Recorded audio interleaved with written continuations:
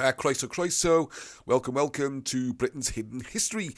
And for this one, I really have to thank the History of Wales group on Facebook. I don't know the name of the person who posts on there, but it's fantastic, lot of information. And what we're going to look at in particular is someone who I'd forgotten about. I have come across him before, and that is Sir William Jones.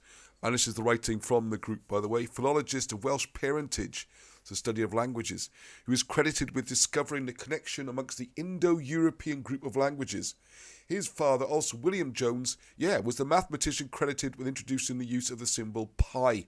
So I'm going to put on the Welsh Stories group. Right, over his lifetime, Jones learned 28 languages, including Greek, Latin, Arabic, Hebrew, Chinese, Persian. And when in India, he learned lots of Indian languages. He noticed the similarities between them. And he came up with this theory that is an unknown ancestral language when we must have given the root of all these languages.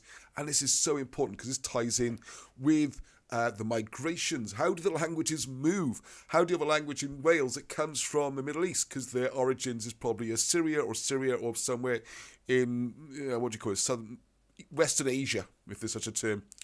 So this is the kind of table he came up with, which again, we'd change this, but what is good to see on this chart is what they call Celtic grown, because this was the term that was coming in those times. It was an invention partly from Edward Lloyd's research into language connections. There are no Celts in Britain or Ireland or in the south of France, but we know what he means when he says Celtic languages, because here they are all listed for us.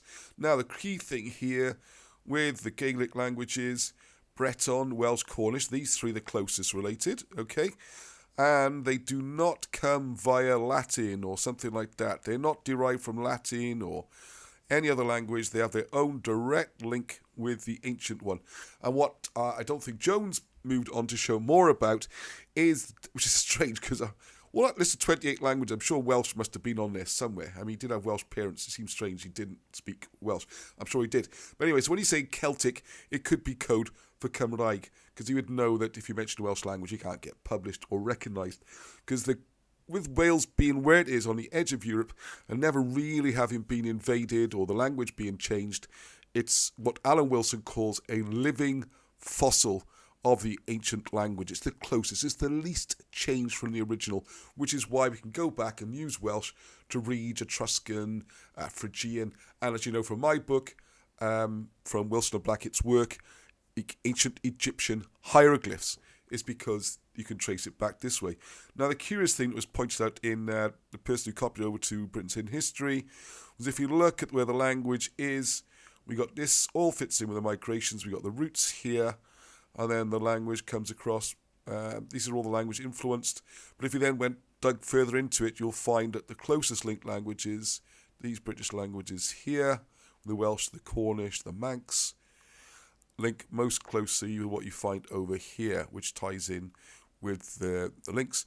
I mean, there's this area, this area, southern Anatolia, where ancient Troy was supposed to have been. Crimea is said to be, by authors such as E.O. Gordon, that this is Crimea itself is a corruption of the word Cymru. Cymria becomes Crimea over time.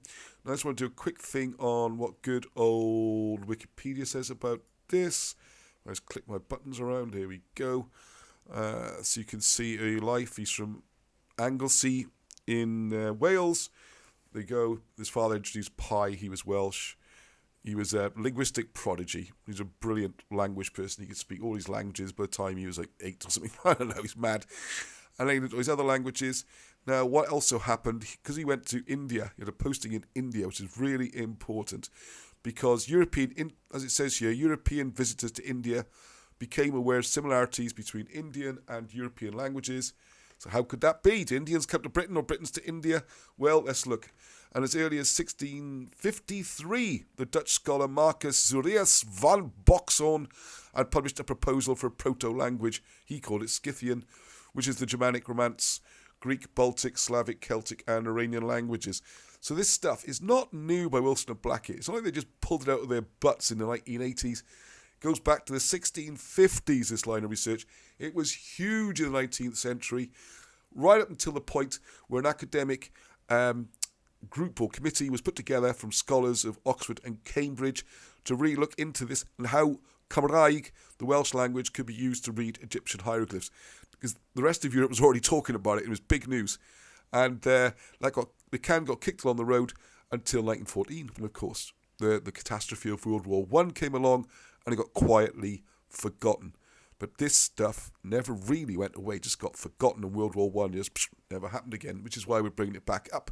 It's never been disproved or shown wrong. Now, there was something interesting here.